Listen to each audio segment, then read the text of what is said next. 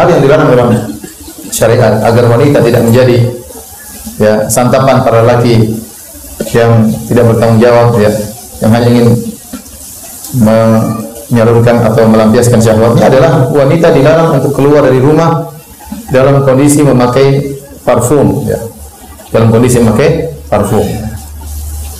Ini datang dalam beberapa hadis, di antaranya dalam Sunan Tirmidzi, kata Nabi SAW, al-mar'atu auratun, fa idza kharajat istashrafa syaitan. Wanita adalah aurat. Kalau dia keluar maka akan diintai oleh syaitan. Istishraf dalam bahasa Arab, istashrafa syaitan, diintai oleh syaitan. Istishraf dalam bahasa Arab artinya seperti ini. Ini namanya apa? Istishraf. Artinya syaitan menanti-nanti kapan keluar seorang wanita untuk diintai. Dia intai. Dan diintai oleh setan ini ada dua penafsiran. Penafsiran pertama, setan dari kalangan jin menanti-nanti kapan wanita keluar dari rumah untuk apa? Agar dihiasi oleh setan sehingga menjadi indah di pandangan para lelaki, sehingga para lelaki akan tergerak syahwat mereka. Makanya dalam hadis kata Nabi sallallahu alaihi wasallam, innal mar'ata tudbiru ala surati syaitan wa tuqbilu ala surati syaitan. Kata Nabi sallallahu alaihi wasallam, wanita itu datang dalam bentuk syaitan dan balik dalam bentuk syaitan. Bukan berarti mengerikan, enggak. Tetapi maksudnya dihiasi oleh syaitan sehingga wanita tersebut benar-benar menarik bagi lelaki sehingga menjadi pusat perhatian lelaki. Makanya segala hal yang menjadikan wanita menjadi pusat perhatian dilarang dalam syariat. Makanya syariat melarang wanita keluar memakai jilbab yang ada pondok-ontanya. Kenapa? Kalau dia memakai jilbab yang ada nampak di atasnya, dia akan berjalan berlenggak-lenggok dan akan menjadi perhatian para lelaki. Kenapa wanita dilarang memakai baju jilbab yang berwarna-warni terlalu banyak sehingga menarik perhatian? Ya, karena ini tadi menarik perhatian para lelaki. Wanita memakai jilbab bukan untuk menjadi pusat perhatian lelaki, tetapi agar terhalang dari pandangan mata yang tidak baik, agar auratnya tertutup, bukan menjadi pusat perhatian. Oleh karenanya kalau jilbab ternyata menjadikan seorang wanita justru menjadi pusat perhatian, maka itu jilbab yang salah fungsi. Apalagi jilbab yang akhirnya menjadikan wanita semakin cantik, semakin indah, maka ini juga salah fungsi, ya. Dan diantaranya seorang wanita dilarang keluar memakai minyak wangi yang akhirnya tercium oleh para lelaki dan akhirnya menimbulkan syahwat para lelaki. Dalam hadis kata Nabi SAW, "Ayyu imra'atin ista'tarat famarrat biqaumin liyajidu rihaha fahiya zaniyah." Wanita mana saja yang memakai parfum kemudian keluar dari rumahnya melewati suatu kaum agar dicium aroma parfum tersebut oleh kaum lelaki tersebut, maka ini adalah wanita pezina. Ini hadis riwayat Imam Ahmad, At-Tirmidzi, An-Nasa'i dari hadis Abu Musa Al-Asy'ari radhiyallahu ta'ala anhu. Ini ancaman yang sangat berat. Wanita memakai parfum kemudian dia keluar agar para lelaki mencium aromanya, maka ini wanita pezina. Maksudnya apa? Maksudnya dia mengantarkan hal ini, mengantarkan timbulnya perzinahan. Hal ini akan mengantarkan para lelaki tergolak bergejolak syahwatnya. Paling tidak para lelaki tersebut akan terjerumus dalam zina mata. Dan ini tidak dilakukan bahwasanya parfum itu bisa menimbulkan syahwat. Makanya dalam haji dan umrah tatkala seorang sedang ihram tidak boleh pakai parfum. Dilarang ar-rafas adalah jima dilarang, dan seluruh mukaddimah yang mengantarkan kepada jima dilarang tatkala seorang sedang ihram. Di antaranya tidak boleh pakai parfum karena parfum itu bisa membuat syahwat bergejolak. Nah, wanita dilarang untuk menggunakan parfum tatkala keluar dari rumahnya, terlebih lagi melewati para lelaki. Apalagi kalau kita lagi di lift atau ada perempuan masuk ternyata parfumnya benar-benar wangi, ini benar-benar menggoda seorang lelaki, maka hal ini dilarang. Bahkan seorang wanita yang pergi ke masjid juga dilarang untuk pakai parfum.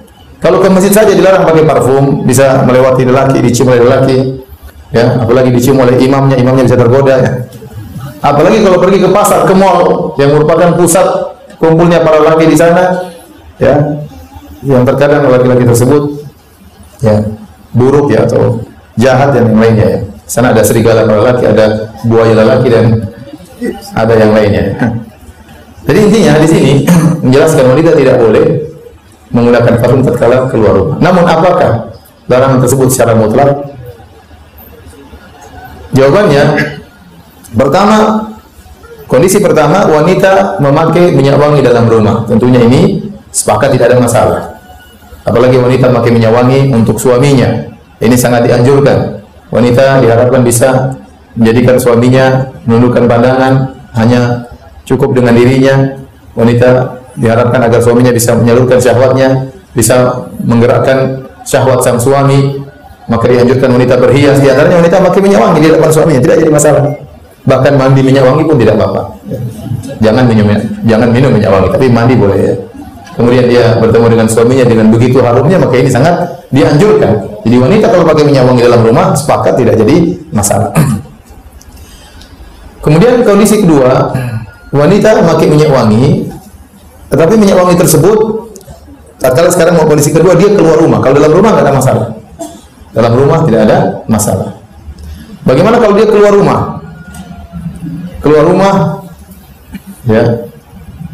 Kemudian dia pakai minyak wangi. Saya lupa ya, saya ingatkan. Meskipun wanita dalam rumah pakai minyak wangi tidak masalah, tapi untuk suaminya. Adapun kalau ternyata ada tamu dalam rumah, kemudian lelaki asing, ya, maka tidak boleh dia pakai minyak wangi yang tercium oleh tamu lelaki asing tersebut yang bukan mahramnya. Tapi kalau seandainya minyak wangi tersebut hanya tercium oleh suaminya atau tercium oleh kerabatnya, mahram-mahramnya, adik kakaknya, tidak ada masalah. Tapi kalau ipar tidak boleh, karena ipar bukan mahramnya.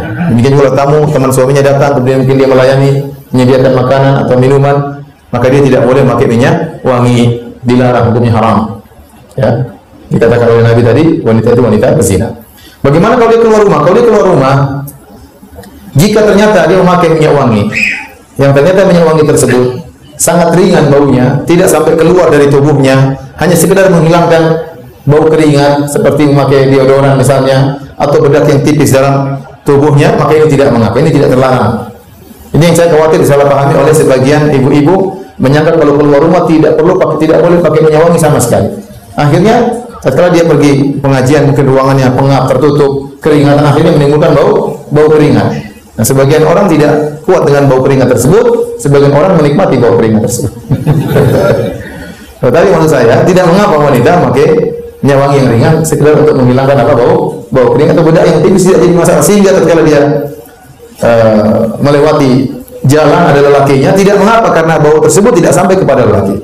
Jadi perhatikan hadis yang kita bicarakan.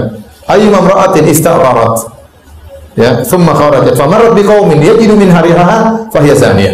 Wanita mana saja yang memakai minyak wangi, kemudian dia keluar dari rumahnya agar wanginya tercium oleh lelaki, maka dia wanita berzina. Mafhum dari hadis ini, mafhum mukhalafah. Kebalikan dari hadis ini, berarti kalau wanita tersebut memakai minyak wangi tidak tercium oleh para lelaki, maka tidak mengapa. Paham? Dia pakai minyak wangi tidak tercium oleh para lelaki, maka tidak mengapa. Terutama minyak wangi yang ringan yang sekedar untuk bau tubuh. Tapi kalau sampai keluar, ini tidak boleh karena hukumnya haram. Ya. Saya hajian kemarin, saya bayangkan bagaimana minyak wangi zaman dahulu. Kalau minyak wangi sekarang banyak yang palsu atau campurnya terlalu banyak. Saya rasa minyak wangi zaman dahulu semuanya asli mungkin. Jadi baunya memang sangat sangat tajam. Saya kemarin hajian, saya lewat bersama jemaah haji, jamaah. Tahu-tahu ada seorang anak pemuda laki-laki lewat. Dia lewat, kita semua kaget, kita mungkin ada berlima atau berenam. Aromanya sangat wangi, luar biasa. Kemudian dia jalan, ini orang ini laki ini penjaga pintu Masjid Haram di Mekah. Dia berjalan kira-kira 15 meter dari kita, wanginya masih nempel di hidung. Kita heran, kok masih bau sampai sekarang? Dia sampai jalan sekali 15 meter. Saya bilang itu mungkin minyaknya tempel di hidung kita, meskipun dia sudah jauh masih apa? Karena nggak mungkin 15 meter masih apa? Kecium. Jadi luar biasa, ini minyak wangi yang sangat luar biasa. Dan sebagian orang Arab, mereka yang penggemar minyak wangi. Sampai minyak wangi yang mahal-mahal, ya. Kalau beli gaharu 1 kilo sampai 10.000 real, ya. Mereka beli 40 juta, ada yang 15.000 real. Mereka beli. Kalau kita ngapain buang-buang duit ya?